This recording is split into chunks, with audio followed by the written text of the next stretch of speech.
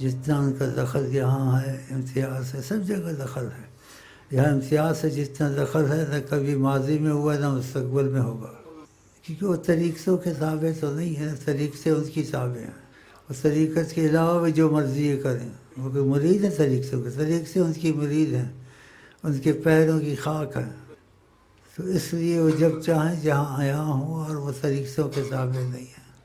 اس لیے شیخ امین کے ساتھ معاملے وہ ہوتے ہیں. مجھے اپنے شیخ امین کا کہنے میں بھی شرم آتی ہے کہ میری شیخی وقی سب ادھر سے ہے، ذاتی طور سے نہیں ہے. ان پہ اترائے ہوئے ہیں، میری شیخی وقی سب ادھر سے چلتی ہے.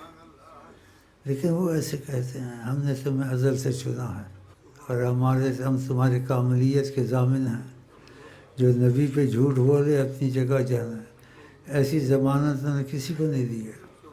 لوگ دیتے ہیں، یہ دیتے ہیں تو اچھی بات ہے، لیکن یہ باتیں ایسی ہیں. اس لیے کرتا ہوں کہ تم کو موقع ملا ہوا، شیخ امین تمہارا مہمان ہے،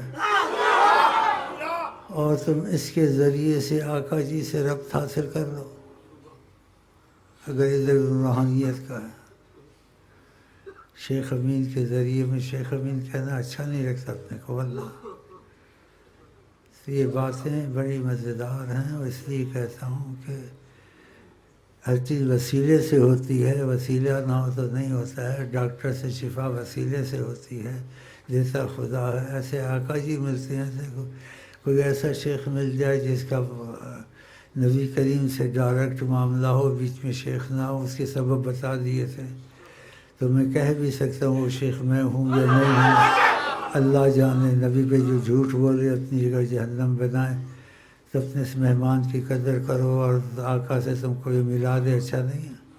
پھر تمہارا شک وہ سارا نکل جائے گا.